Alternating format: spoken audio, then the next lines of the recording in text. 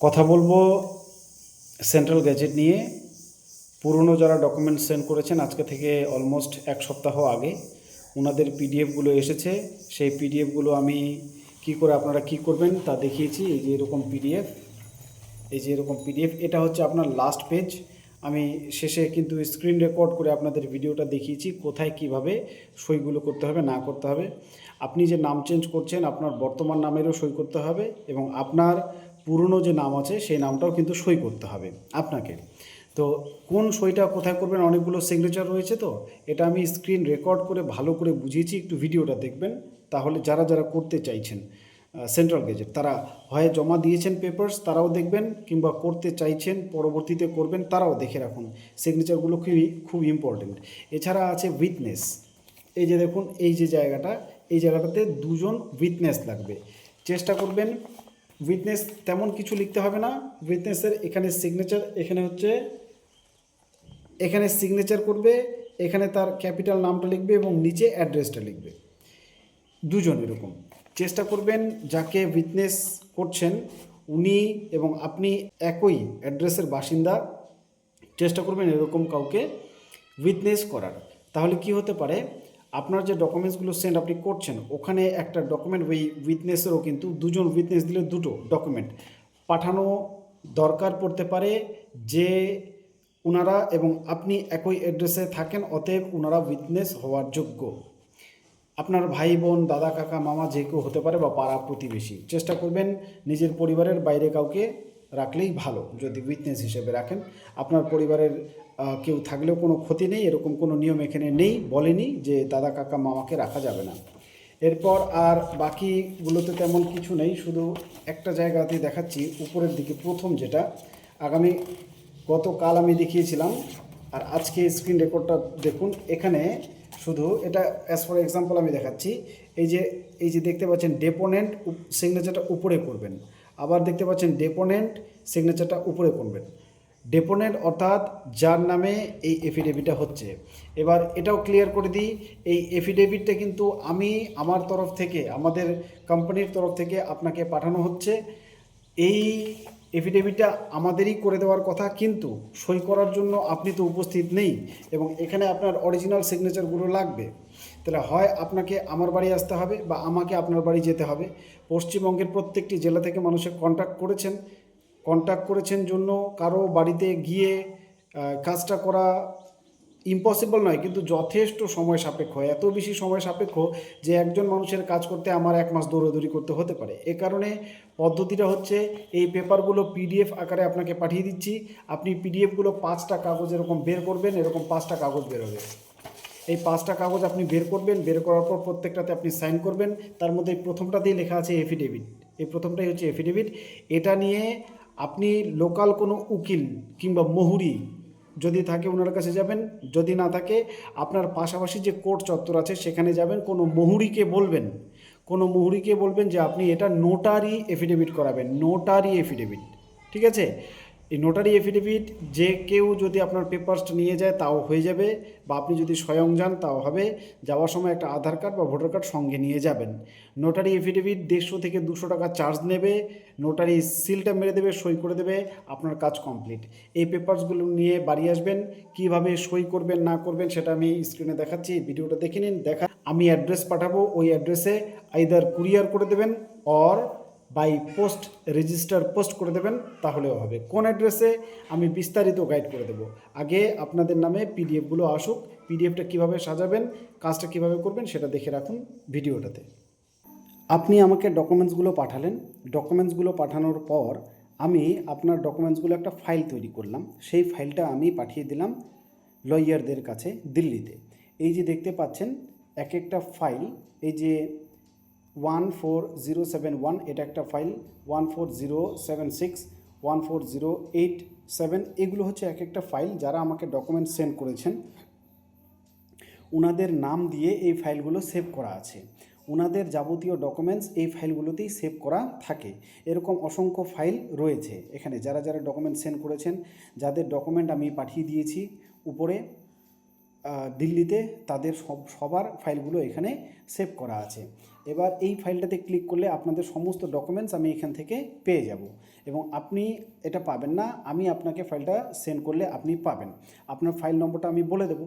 আপনার ফাইলটা আপনার প্রসেস কমপ্লিট হয়ে গেলে পেপারস এবং পেমেন্ট যদি কমপ্লিট হয়ে যায় তাহলে নিউজ পেপারে যে অ্যাডভার্টাইজমেন্টটা সেটা প্রথমে টাইপ করা হবে, যেটাকে বলা হয় পাবলিক নোটিশ। এই হচ্ছে সেই পাবলিক নোটিশ।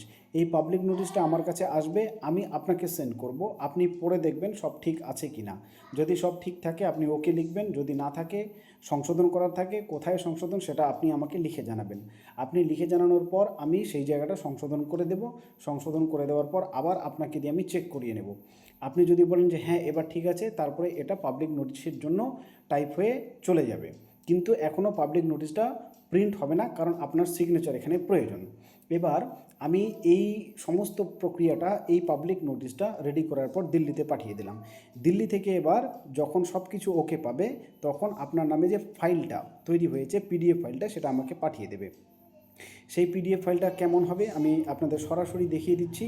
সেই পিডিএফ ফাইলটা হওয়ার পর আমাকে যখন পাঠাবে তখন এই যে দেখুন, এই পিডিএফ ফাইলটা আমাকে পাঠাবে। এই পিডিএফ ফাইল আমি আবার আপনাকে পাঠাবো। যাদের পিডিএফ ফাইল অলরেডি তৈরি হয়ে গিয়েছে তাদের পিডিএফ ফাইলগুলো আমি তাদেরকে পাঠিয়ে দিয়েছি এবং পাঠানোর পর একদম উপরে প্রথম যে পৃষ্ঠাটা থাকবে সেখানে লেখা থাকবে এফিডেভিট। এই এফিডেভিটের যে বয়ানটা থাকবে সেটা আপনাকে কোনো মুহুরির কাছে কোর্ট চত্বরে গিয়ে কিংবা আপনার বাড়ির আশেপাশে কারো কাছে গিয়ে আপনার একটা নোটারি এফিডেভিট করে নিতে হবে।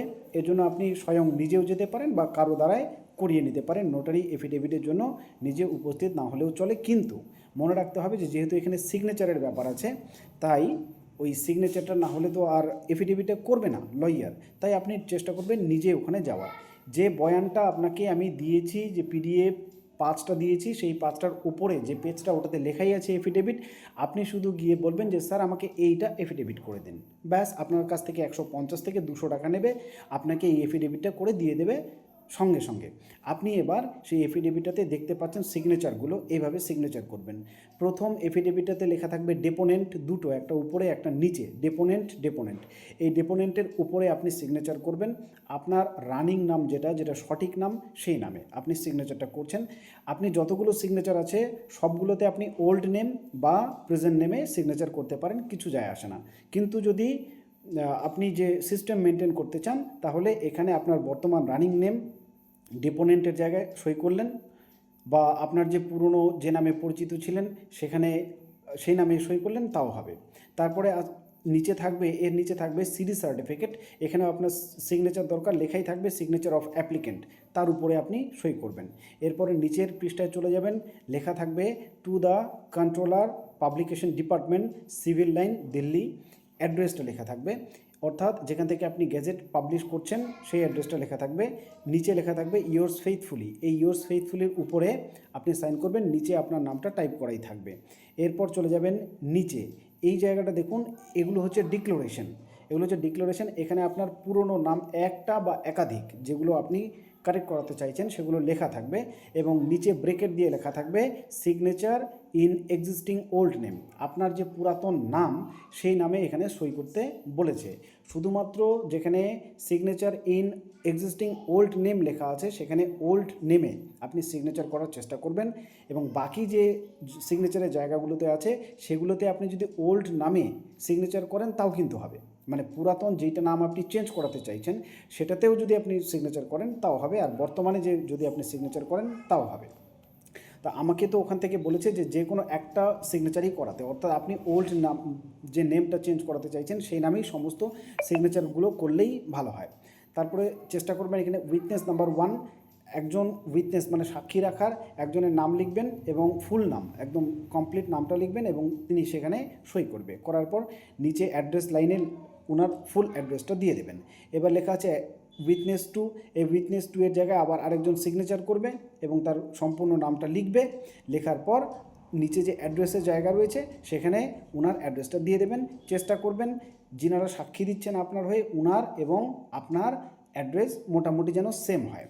আচ্ছা, এবার এটা কমপ্লিট হয়ে গেলে এই পৃষ্ঠাটা কিন্তু দুটো করবেন সব সময়, এই যে উইটনেসের পৃষ্ঠাটা এটা দুটো করবেন, এটা দুটো আপনাকে পাঠানোই থাকবে, সেই দুটোতেই আপনি ফিল আপ করবেন। করার পর এই সম্পূর্ণ 5টা পেজ এফিডেভিট সহ একটা প্রথম যে এফিডেভিটের বয়ানটা সেটা তো এখানে আপনাকে দিতে হবে না, কারণ সেটা তো আপনি এফিডেভিট করিয়ে স্ট্যাম্পে করিয়ে নিলেন। তো সেটা বাদ দিয়ে এফিডেভিটটা এবং বাকি যে 4টা পেজ রয়েছে সেই সাথে শেষের পৃষ্ঠাটা, উইটনেসের পৃষ্ঠাটা 2বার একসাথে করলেন। করার পর আমি যে অ্যাড্রেস লাইনটা আপনাকে দেব সেই অ্যাড্রেস লাইনে এভাবে আপনি সেন্ড করে দেবেন। আমি দেখাচ্ছি আপনাকে। এই যে দেখতে পাচ্ছেন একজন সেন্ড করেছে, এই হচ্ছে তার অ্যাড্রেস। এক পাশে লেখা আছে দেখুন ফ্রম, এই ফ্রম লিখে এই পাশে আপনার অ্যাড্রেসটা ফুল লিখবেন, আর এই পাশে টু লিখে যে অ্যাড্রেসটা আমি আপনাদেরকে দেব সেই অ্যাড্রেসটা এটা, এই অ্যাড্রেসে আপনার সমস্ত ডকুমেন্টসগুলো, এগুলো আপনার কিন্তু বাকি ভোটার কার্ড, আধার কার্ড, প্যান কার্ড ওগুলো দিতে হবে না কিছু, ওগুলো অলরেডি আমাকে পাঠানোই আছে। শুধুমাত্র এই অ্যাড্রেসটা লিখে এই যে পেপারসগুলো যেগুলো আপনি প্রিন্ট করলেন এবং আপনার যে এফিডেভিটটা সেটা এখানে বাই পোস্ট আপনি স্পিড পোস্ট করে দিতে পারেন কিংবা আপনি কুরিয়ার করে দিতে পারেন, যেটা আপনি কমফোর্টেবল ফিল করেন। এটা কিভাবে করবেন, আপনি কমপ্লিটলি এই জিনিসটা করার পর একটা পোস্ট অফিসে চলে যাবেন, ওখানে গিয়ে বলবেন যে স্যার কুরিয়ার করে দিন, ওনারা করে দেবে। একদম সিম্পল। কুরিয়ারের যে চার্জ এবং আপনার যে এফিডেভিটের চার্জ, এই দুটো মিলে তিন থেকে 350 টাকা ক্রস করবে না। এই কারণে 8,500 টাকার মধ্যে 8,000 টাকাই নেওয়া হচ্ছে, 4,000 করে, এবং 500 টাকা এর জন্যে ছেড়ে রাখা হয়েছে। আশা করি বুঝতে পেরেছেন। এই কাজ করার অনেক সময় রয়েছে, আপনারা যারা কাজটা করাতে চাইছেন অনেক সময় রয়েছে, একটু ধীরে ধীরে কাজটা করুন। আমি আপনাদের সহযোগিতার কথা দিয়েছি, সহযোগিতা করছি।